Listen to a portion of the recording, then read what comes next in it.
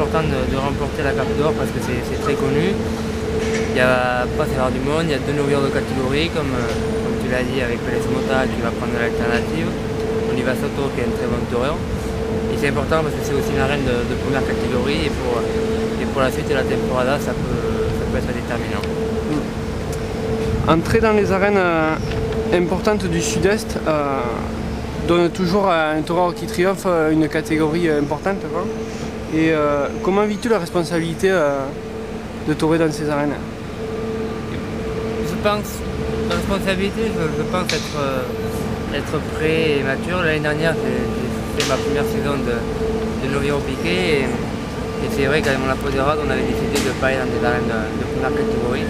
Et là, je crois que cette année, je suis prêt à aller un peu partout, aller à Nîmes. L'année dernière, en fin de saison, j'ai touré en art où ça s'est très bien passé.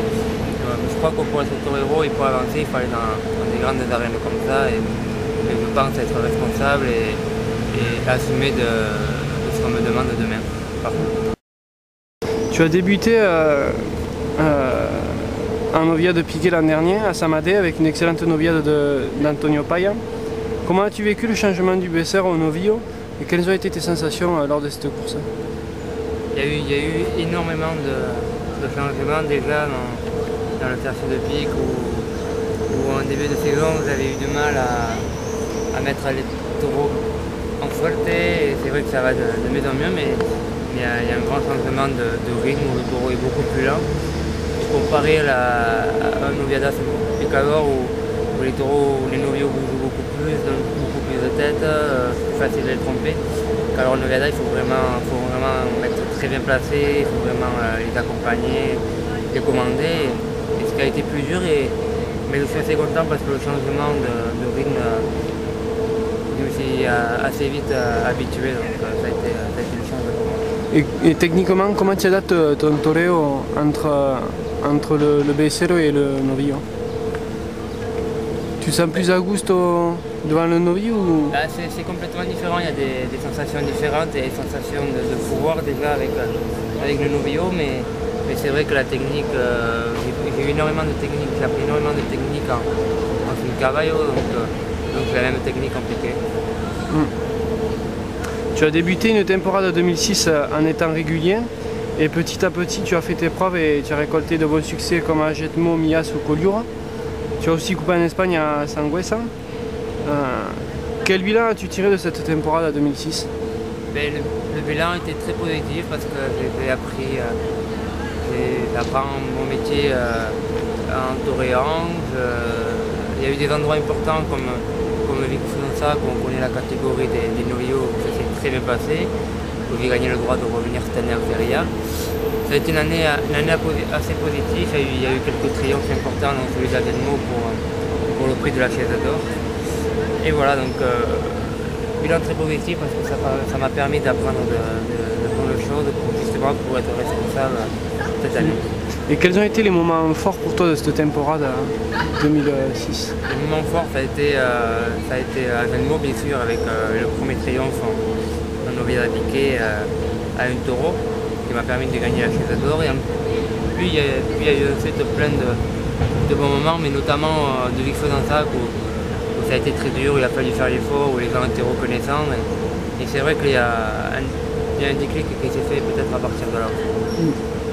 2007 a très bien commencé pour toi. En effet, tu as coupé une oreille à un taureau de Bucaré à Saint-Sébastien lors d'une noviade très importante pour ta carrière. Déjà, comment tu as vécu cet après-midi et quelles ont été les répercussions du triomphe de Saint-Sébastien? Ça a été une très bonne après-midi pour moi parce que je me présentais en une arène de première catégorie en Espagne avec deux toreros aussi comme Pérez Mota et Daniel Oque qui prennent l'alternative. Et pouvoir couper une oreille à un bon taureau de Bucaré, ça a été très positif pour moi, je pense, pour moi déjà rien que pour prendre confiance. C'est-à-dire qu'on peut couper une oreille en arène de première catégorie en Espagne, c'est pas donné à tout le monde. Puis ensuite, je pense qu'il y a eu quelques répercussions sur la temporada, comme à des endroits où c'était pas sûr, où après cette oreille, on a pu aller dans quelques endroits. Et ta rencontre avec l'Encaste Santa Coloma de Bucaré, Comment tu l'as vécu? Comment tu as... C'est peut-être un encaste nouveau que tu as découvert? C'est un encaste nouveau, c'est un encaste différent, mais je m'étais beaucoup préparé à l'entraînement à cet encaster parce que j'ai le quadrillard qui connaît très bien les taureaux, je connais beaucoup les encastés et qui m'ont fait des taureaux de ce genre-là.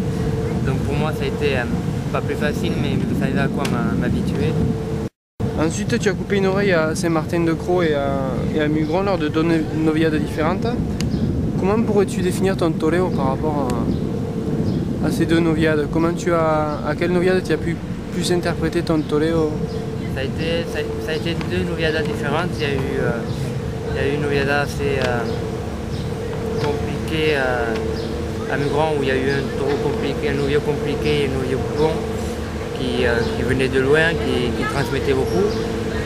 Qu'au Saint-Martin-de-Crau, il y a eu des noviaux très faibles comme mon premier de mon premier taux où j'ai coupé l'oreille. Il a fallu techniquement être très bien avec pour pouvoir le faire tenir debout, pour donner de très bons moletassos. Et voilà, après on a vécu, pour ma part à Saint-Martin-de-Crau, j'ai vécu un très grand moment de tertio de pique avec mon picador Gabin. Et voilà, le taureau après n'a pas servi, mais ça a été un grand moment de pique. Et c'est vrai que ça a été un très bon comportement pour moi. Ensuite, tu as coupé